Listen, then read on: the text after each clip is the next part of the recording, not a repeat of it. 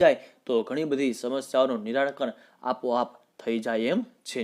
તો મિત્રો, આ ઉપનિષદની અંદર ભલે દેવ, માનવ અને દાનવની માટે આપવામાં આવ્યો છે, પરંતુ આ અત્યારે જે ઉપદેશ છે, કેમ કે અત્યારે માણસ છે એ દેવ, માનવ અને રાક્ષસ સમાન થઈ રહ્યા છે, તો એની માટે આ ઉપદેશ છે એ આપણને આપવામાં આવ્યો છે. અને જો એ ઉપદેશને આપણે સ્વીકારીએ તો આપણે પણ ઘણી બધી સમસ્યાઓનું નિરાકરણ એની જાતે થઈ જાય છે. તો ચાલો આવા સુંદર એવા માનવ, દાનવ અને દેવને આપવામાં આવેલા ઉપદેશ તરફ આપણે જઈએ.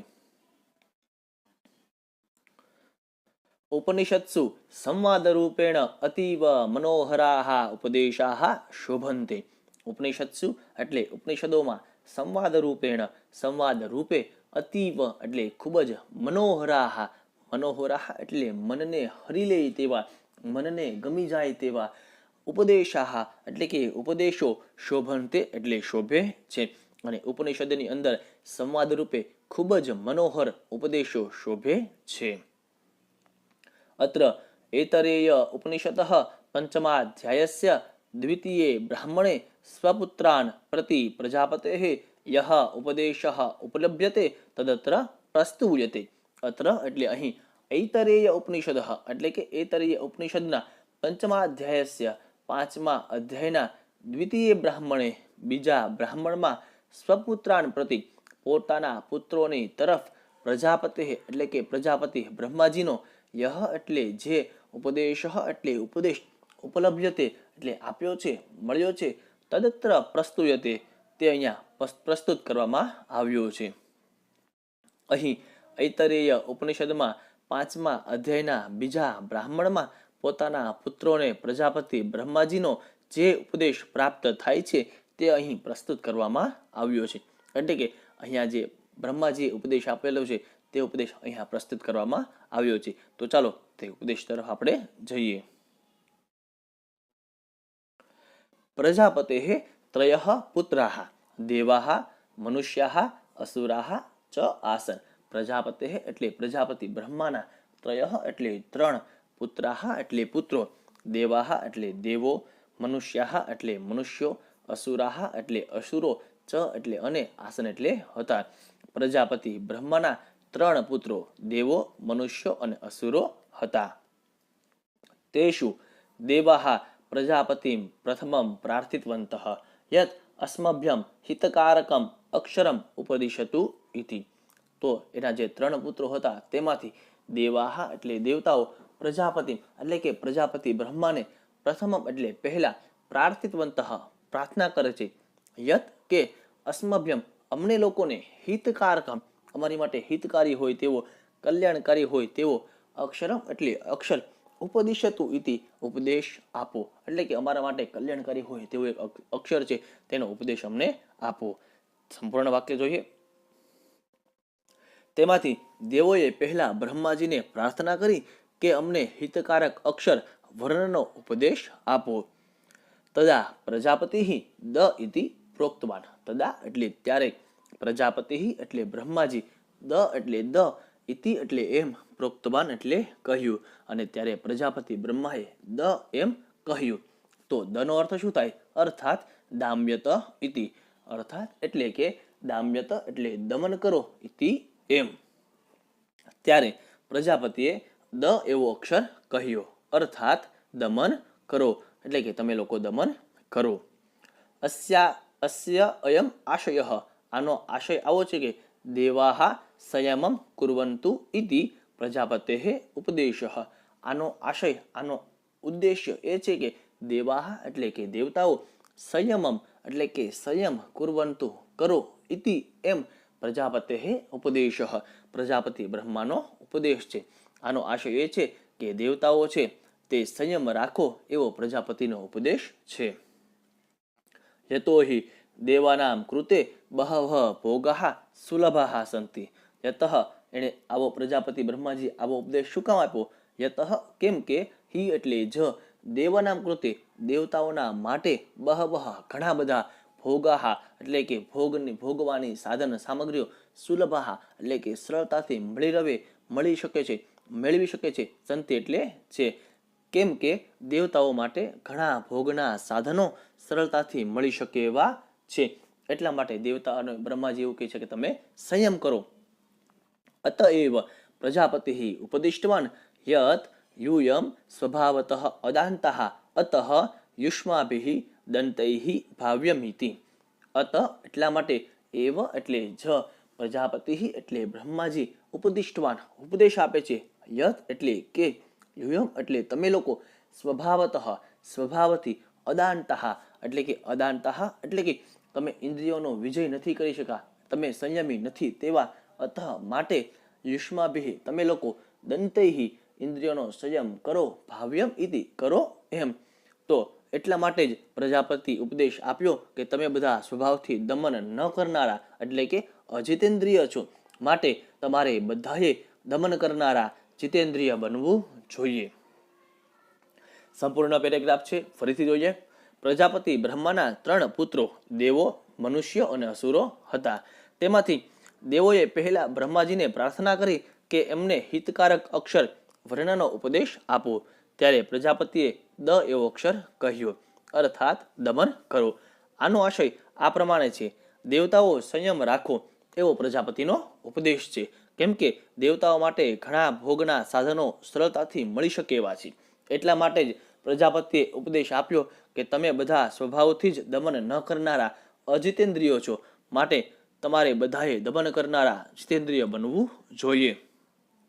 એટલે કે અહીંયા દેવતાઓએ પ્રજાપતિને પ્રાર્થના કરે છે ત્યારે ભગવાન બ્રહ્માજી છે તેને દ કહે છે. દ એટલે કે દમન કરો.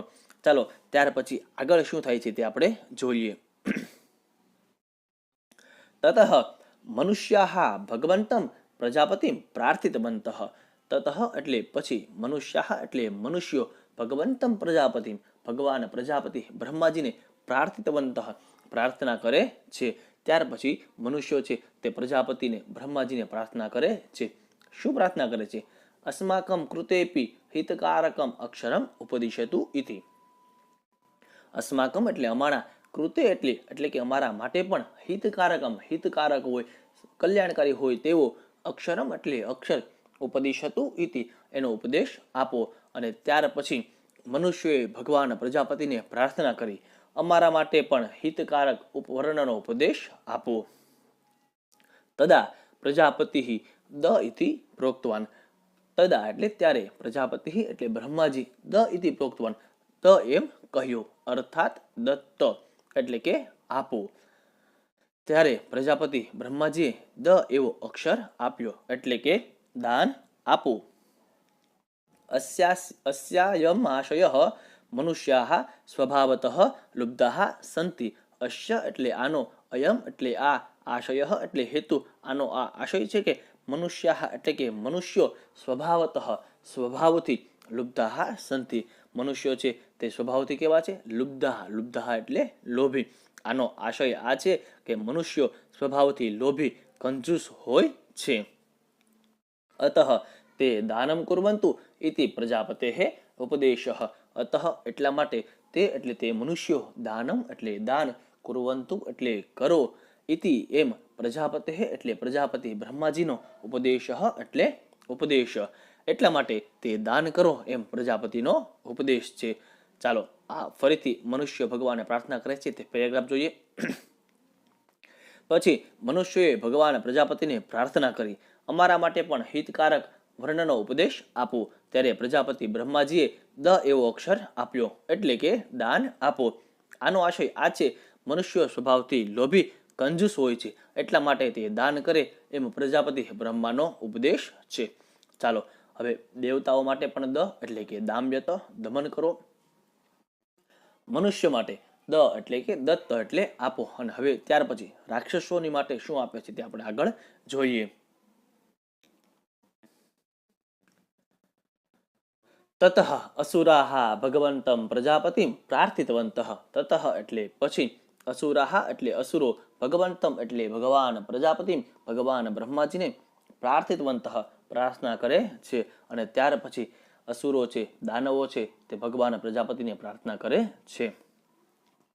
અસ્મભ્યમ હિતકારકમ અક્ષરમ ઉપદિશતુ ઇતિ. અસ્મભ્યમ એટલે અમને લોકોને પણ, હિતકારકમ એટલે હિતકારક હોય, કલ્યાણકારી હોય તેવો, અક્ષરમ એટલે કે અક્ષર, ઉપદિશતુ એટલે કે ઉપદેશ આપો, અમારા માટે પણ હિતકારી હોય તેવો ઉપદેશ અમને આપો. પછી અસુરો ભગવાન પ્રજાપતિને પ્રાર્થના કરી અમારા માટે પણ હિતકારક ઉપદેશ વર્ણનો ઉપદેશ આપો. તદા પ્રજાપતિ દ ઇતિ પ્રોક્તવાન અર્થાત દયધ્વમ મિતિ. તદા એટલે ત્યારે પ્રજાપતિ એટલે બ્રહ્માજીએ દ ઇતિ પ્રોક્તવાન દ એમ કહ્યું, અર્થાત એટલે કે દયધ્વમ ઇતિ દયધ્વમ એટલે કે દયા રાખો, દયા કરો જોઈએ. ત્યારે પ્રજાપતિએ બ્રહ્માજીએ દ એવો અક્ષર આપ્યો એટલે કે દયા કરો એમ.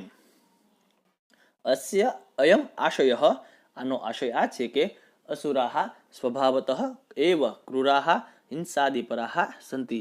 અસુરાહ એટલે અસુરો દાનવો સ્વભાવતઃ સ્વભાવથી એવ એટલે જ ક્રૂરાહ એટલે ક્રૂર હિંસાદિપરાહ હિંસા વગેરેમાં રત રહેનારા સંતિ એટલે છે. આનો આશય એ છે કે અસુરો સ્વભાવથી જ ક્રૂર, નિર્દય અને હિંસા વગેરે કરનારા હોય છે. અતઃ તે પ્રાણીષુ દયામ કુર્વન્તુ ઇતિ પ્રજાપતેઃ ઉપદેશઃ. અતઃ એટલા માટે તે એટલે તે લોકો પ્રાણીષુ એટલે પ્રાણીઓમાં દયામ એટલે દયા, કુર્વન્તુ એટલે કરો, ઇતિ એટલે એમ, પ્રજાપતેઃ એટલે પ્રજાપતિ બ્રહ્માજીનો ઉપદેશઃ એટલે ઉપદેશ માટે તે પ્રાણીઓ વગેરે ઉપર દયા કરો એમ પ્રજાપતિનો ઉપદેશ છે. ચાલો સંપૂર્ણ પેરેગ્રાફ જોઈએ. પછી અસુરોએ ભગવાન પ્રજાપતિને પ્રાર્થના કરી અમારા માટે પણ હિતકારક વર્ણનનો ઉપદેશ આપો. ત્યારે પ્રજાપતિ બ્રહ્માજી દ એવો અક્ષર આપ્યો એટલે કે દયા કરો એમ. આનો આશય એ છે કે અસુરો સ્વભાવથી જ ક્રૂર, નિર્દય અને હિંસા વગેરે કરનારા હોય છે, માટે તેઓ પ્રાણીઓ ઉપર દયા કરે એમ પ્રજાપતિનો ઉપદેશ છે. ચાલો આગળ જઈએ. હવે શું કહેવા માંગે છે?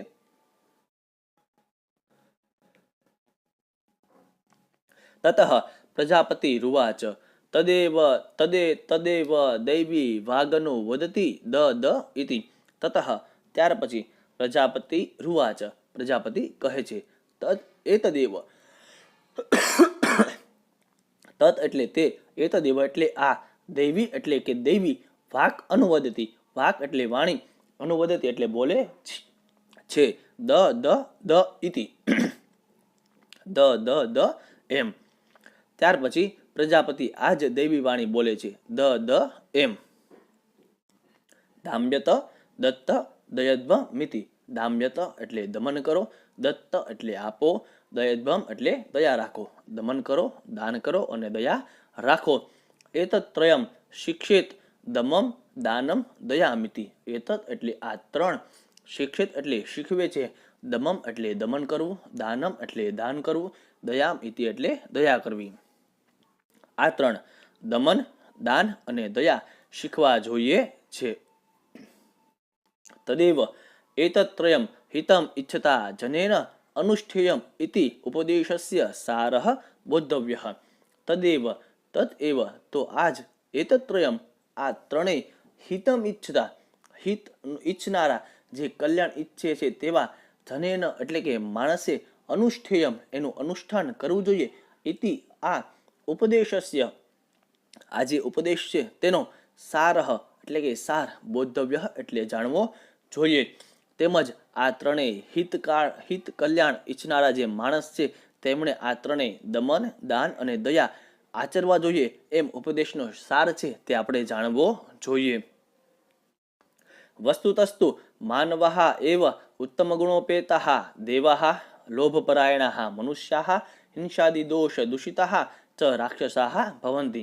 વસ્તુતઃ એટલે કે હકીકતમાં તો માનવાઃ એટલે માનવો, એવ એટલે જ ઉત્તમ ગુણોપેતાઃ ઉત્તમ ગુણવાળા, દેવાઃ એટલે દેવતાઓ, લોભપરાયણાઃ એટલે કે લોભમાં રત, મનુષ્યાઃ એટલે લોભમાં રત મનુષ્યો, હિંસાદિ દોષ દૂષિતા હિંસા વગેરે દોષમાં દૂષિત, ચ અને એટલે અને, રાક્ષસાઃ એટલે રાક્ષસો, ભવંતી એટલે હોય છે. હકીકતમાં તો ઉત્તમ ગુણવાળા માનવો જ દેવો, લોભમાં રત રહેનારા મનુષ્યો અને હિંસાદી વગેરે દોષમાં દૂષિત થયેલા રાક્ષસો બને છે. એટલે હકીકતમાં તો અહીંયા માનવોના ત્રણ પ્રકાર બતાવ્યા છે કે જે ઉત્તમ ગુણવાળા છે તે દેવરૂપી મનુષ્ય ગણાય છે, લોભમાં રત છે તે માત્ર મનુષ્ય ગણાય છે, અને જ્યારે હિંસાદી વગેરે દોષ છે તે મનુષ્યરૂપી રાક્ષસ ગણાય છે. અતઃ મનુષ્યૈ યથા પ્રકૃતિ યથા કાલમ દકારાર્થમ સ્વીકૃત્ય ઉત્તમૈઃ ભાવ્યમ ઇતિ ભાવઃ અતઃ એટલા માટે મનુષ્યૈઃ એટલે કે મનુષ્યૈઃ યથા પ્રકૃતિ પોતાની પ્રકૃતિ પોતાના સ્વભાવ અનુસાર યથા કાલમ યથા સમયને અનુસાર દકારાર્થમ દકાર માટે સ્વીકૃત્ય એનો સ્વીકાર કરીને ઉત્તમૈઃ એટલે કે ઉત્તમ ભાવ્યમ એટલે થવું જોઈએ ઇતિ ભાવ એવો ભાવ છે. માટે મનુષ્યોએ સ્વભાવ પ્રમાણે સમય મુજબ દ વર્ણનો અર્થ સ્વીકાર કરીને ઉત્તમ બનવું જોઈએ એવો ભાવ છે. તો મિત્રો આ પાઠનો ભાવ જ એવો છે કે મનુષ્યો છે એ ઉત્તમ પ્રકારના બને એટલે કે જો જે માણસો બીજાની પોતાની ઇન્દ્રિયો પર દમન કરશે તે લોકો દેવરૂપી મનુષ્ય બનશે.